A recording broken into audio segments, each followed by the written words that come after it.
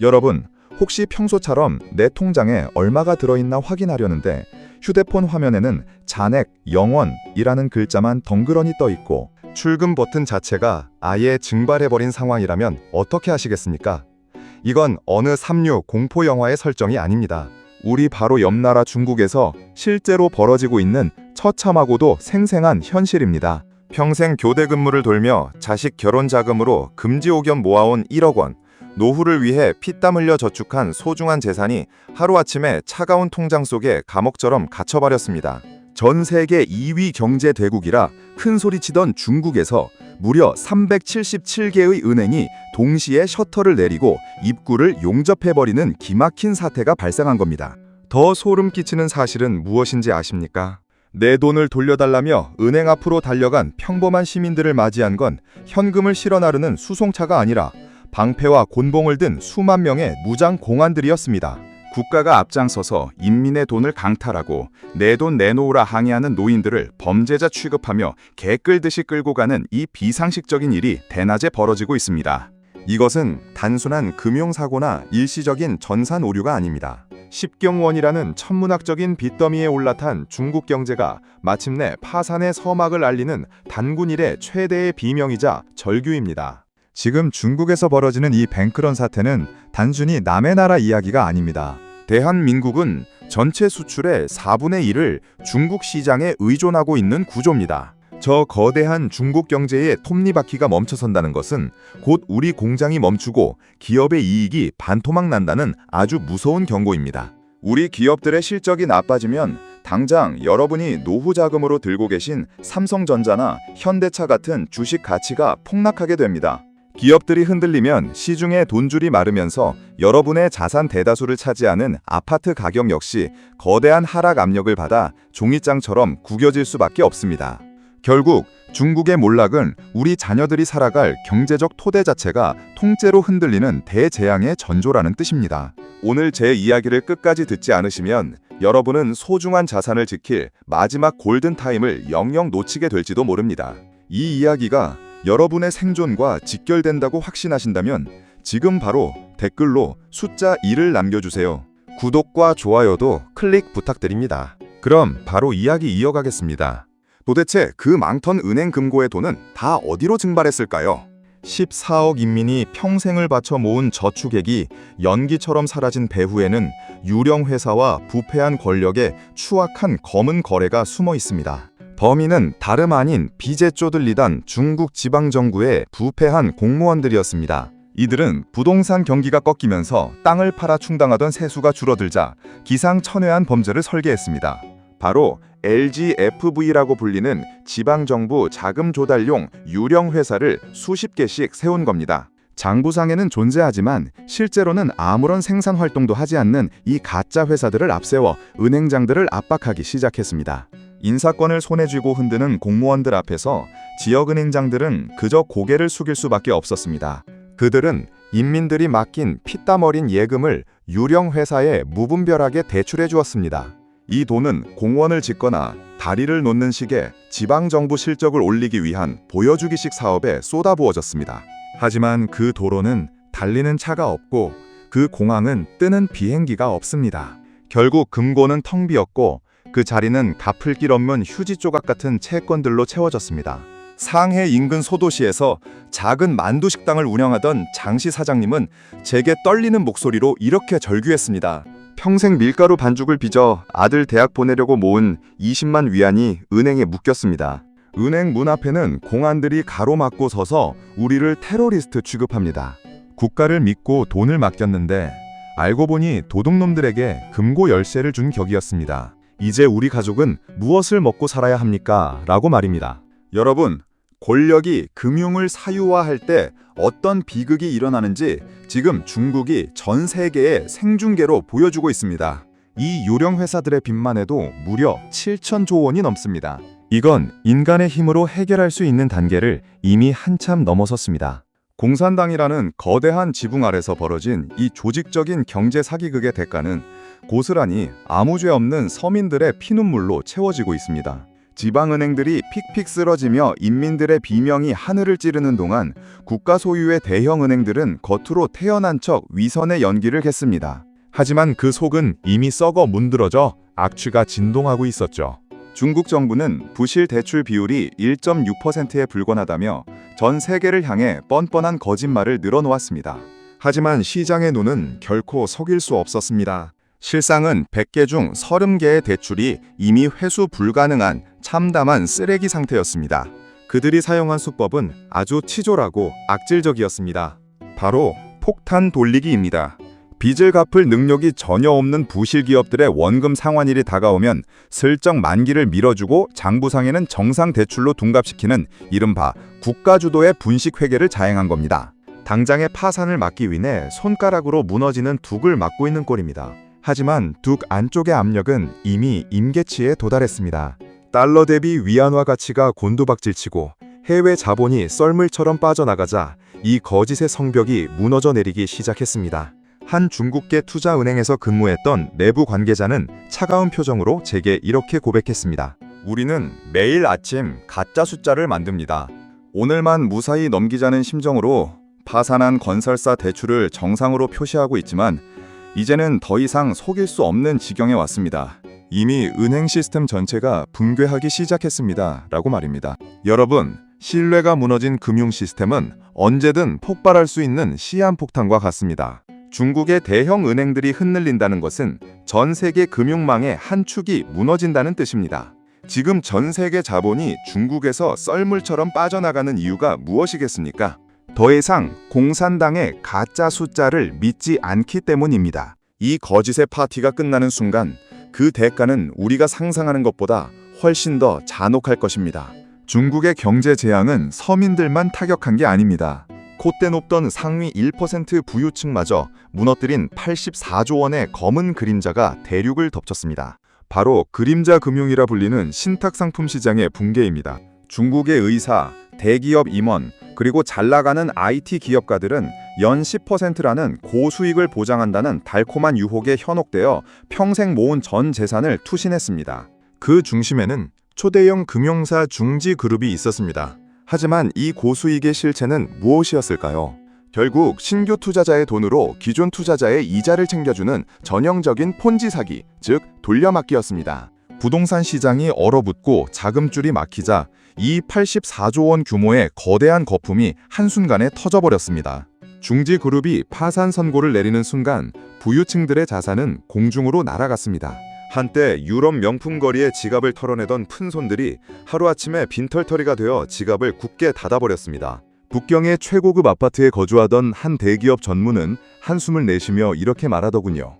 은퇴 자금으로 넣어둔 3천만 위안이 휴지 조각이 됐습니다. 이제 아파트 대출금도 못 낼 판입니다. 부자들도 돈을 뺏기는 나라에서 누가 투자를 하고 누가 소비를 하겠습니까? 라고 말입니다. 부유층마저 소비를 멈추자 중국의 내수 경제는 완전히 심정지 상태에 빠졌습니다. 고급 식당들이 줄줄이 폐업하고 백화점 명품관에는 파리만 날립니다. 이건 단순히 경기가 나빠지는 문제가 아닙니다.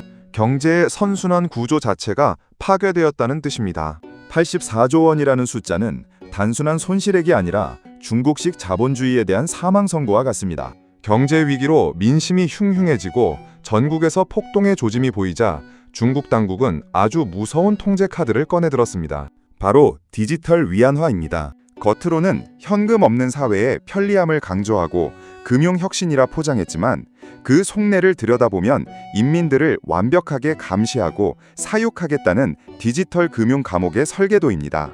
디지털 위안화는 실물 현금과 달리 공산당이 마음만 먹으면 언제든 사용을 중단시키거나 계좌 자체를 삭제해버릴 수 있는 통제형 화폐입니다.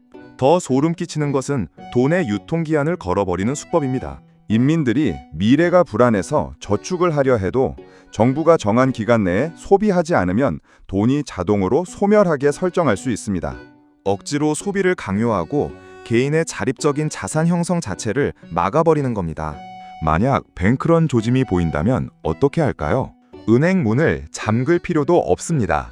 중앙 서버에서 출금 버튼 하나만 지워버리면 끝입니다. 14억 인민의 모든 경제 활동을 실시간으로 감시하고 통제하는 이 디지털 덫은 인류 역사상 유례없는 공포의 시스템입니다. 중국의 한 대학 교수는 떨리는 목소리로 제게 이렇게 경고했습니다. 이제 중국인들에게 비밀이란 없습니다. 당신이 오늘 어디서 빵을 샀는지, 누구에게 돈을 보냈는지 공산당은 초단위로 파악하고 있습니다. 이것은 화폐가 아니라 목줄입니다. 라고 말입니다. 여러분, 자유가 거세된 경제는 결코 지속될 수 없습니다. 편리함이라는 미끼 뒤에 숨겨진 이 잔인한 통제의 본질을 보셔야 합니다.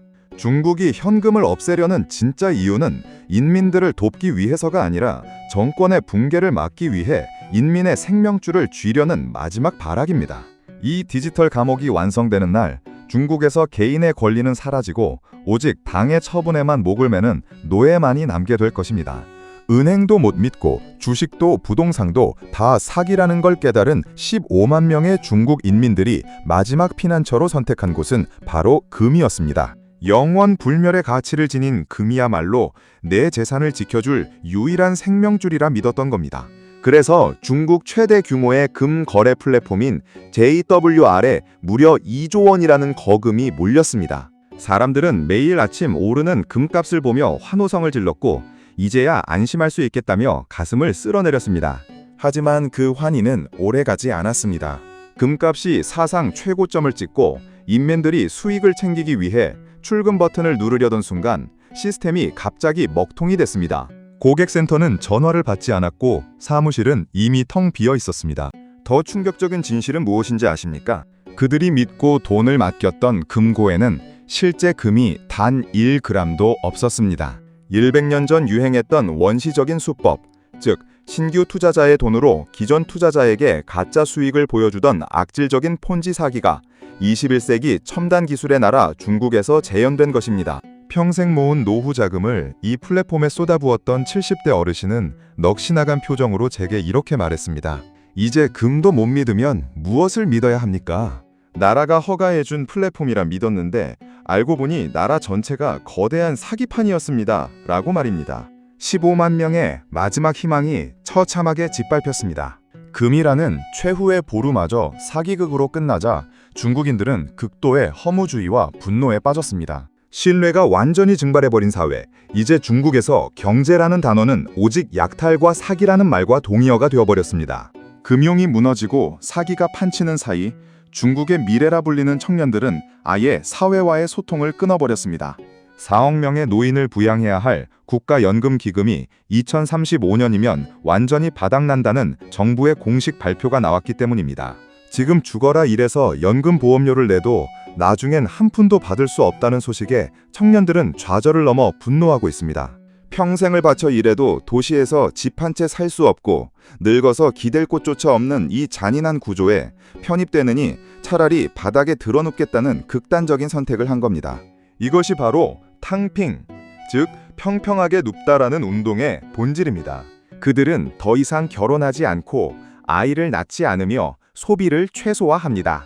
승진이나 성공 같은 달콤한 유혹도 그들에게는 사치일 뿐입니다. 한 20대 청년은 무표정한 얼굴로 제게 이렇게 말하더군요. 내가 아무리 열심히 뛰어도 기성세대가 쌓아놓은 저 거대한 부채의 벽을 넘을 수 없습니다. 어차피 연금도 못 받을 거라면 지금 당장 내 입에 들어가는 밥 한 술이 더 중요합니다. 나는 이제 사회에 대한 파업을 선언합니다. 라고 말입니다. 청년들의 파업은 중국 경제의 성장 동력을 완전히 꺼뜨리고 있습니다. 일할 사람이 없고 소비할 사람이 없는 나라는 서서히 말라 죽을 수밖에 없습니다. 시진핑 정권이 아무리 애국심을 호소하고 출산을 장려해도 청년들은 요지부동입니다. 그들에게 공산당의 구호는 그저 공허한 소음일 뿐입니다. 미래를 뺏긴 세대의 조용한 반란, 이 탕핑의 물결은 중국이라는 거함의 바닥에 거대한 구멍을 뚫고 있습니다. 이 구멍을 막지 못한다면 중국은 일본이 겪었던 잃어버린 30년보다 훨씬 더 비참한 붕괴의 길을 걷게 될 것입니다.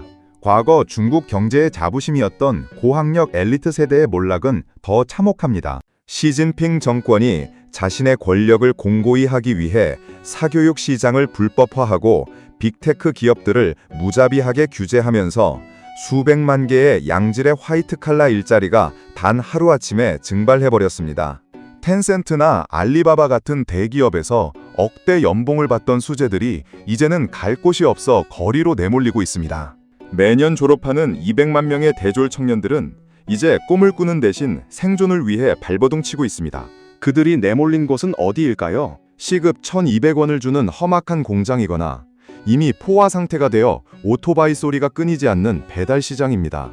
명문대를 나오고 해외 유학까지 다녀온 엘리트가 하루에 12시간씩 닭을 튀기거나 물건을 배달하며 하루하루를 버티고 있습니다. 한 졸업생은 눈물을 글썽이며 이렇게 고백했습니다.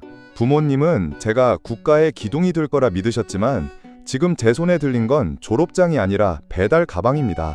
희망이 사라진 나라에서 제가 할 수 있는 건 오직 탈출뿐입니다. 라고 말입니다. 실제로 지금 중국 청년들 사이에서는 불법 체류자가 되어서라도 미국이나 유럽으로 도망치고 싶다는 비명이 터져나오고 있습니다. 인재들이 나라를 버리고 떠나는 국가에 어떤 미래가 있겠습니까? 엘리트들의 몰락은 단순히 개인의 비극이 아니라 국가의 지적 기반이 붕괴하고 있다는 신호입니다. 기술 혁신은 멈췄고 창의성은 거세되었습니다. 공산당의 철권 통치 아래서 숨을 죽인 채 시급 1,200원의 노예로 전락한 엘리트들의 모습은 한때 세계를 제패하겠다던 중국의 야망이 얼마나 처참하게 무너졌는지를 극명하게 보여줍니다.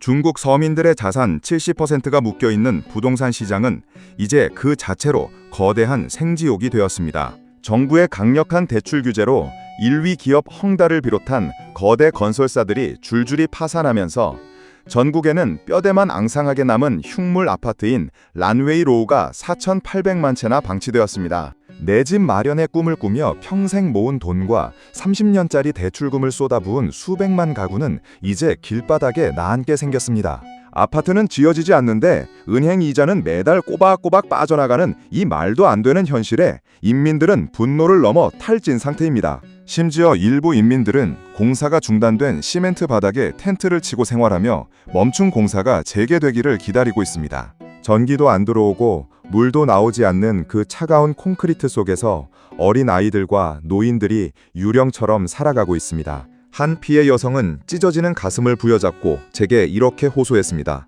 내 아이가 초등학교에 들어가면 이 새 아파트에서 살게 해주고 싶었는데 이제는 아이에게 줄 밥값조차 대출 이자로 다 나가고 있습니다. 우리는 콘크리트 감옥에 갇혔습니다. 라고 말입니다. 전국에 널린 9천만 채의 빈집은 중국 경제가 얼마나 기형적으로 성장해왔는지를 보여주는 증거입니다. 사람도 살지 않는 유령 도시를 지으며 GDP 성장률을 조작해온 결과가 이제 인민들의 삶을 파괴하는 부메랑이 되어 돌아온 겁니다. 부동산 거품이 터지면서 가계의 가처분 소득은 사실상 마이너스가 됐고 이는 다시 내수 시장의 붕괴로 이어지는 치명적인 연쇄 반응을 일으키고 있습니다. 이 거대한 폐허 위에서 중국의 중산층은 영원히 사라지고 있습니다. 결론을 맺겠습니다. 지방 정부의 7천조 원 부채, 84조 원 규모의 그림자 금융 붕괴, 금 거래 플랫폼의 폰지 사기, 청년들의 탕핀과 연금 고갈, 그리고 전국을 뒤덮은 4,800만 채의 란웨이 로우 지옥까지. 이 모든 7가지 위기가 동시에 폭발하며 중국이라는 거대한 둑을 무너뜨리고 있습니다. 심지어 달러와 금을 풀려던 마지막 비상구마저 미국의 철저한 삼중 포위망에 막혔습니다. 이건 인류 역사상 유례 없는 거대 경제권의 몰락입니다. 이 거대한 침몰의 스토리는 단지 남의 나라 불행으로 끝날 일이 결코 아닙니다. 우리 대한민국은 어떻습니까? 우리 역시 부동산 거품과 세계 최악의 인구 절벽, 그리고 빠르게 고갈되는 연금 문제라는 똑같은 위기를 마주하고 있습니다. 중국의 오늘이 우리의 내일이 되지 않으리라는 보장은 어디에도 없습니다. 오히려 우리 경제가 중국과 밀접하게 연결되어 있기에 그들의 붕괴는 우리에게 더 즉각적이고 잔혹한 고통으로 다가올 것입니다. 여러분, 지금 당장 여러분의 자산 포트폴리오를 점검하십시오. 안전하다고 믿었던 자산들이 사실은 중국발 쓰나미 앞에 놓인 모래성은 아닌지 확인해야 합니다. 오늘 중국의 처참한 현실을 보며 여러분은 무엇을 느끼셨습니까? 우리의 소중한 재산과 미래를 위해 지금 무엇을 준비해야 할까요? 여러분의 날카로운 분석과 살아남기 위한 결심을 댓글로 공유해주세요. 여러분의 한마디가 누군가에게는 파산을 막는 최고의 예방주사가 될 수 있습니다. 끝까지 시청해주셔서 진심으로 감사합니다. 저는 더 깊고 날카로운 경제의 민낯을 들고 다시 찾아오겠습니다.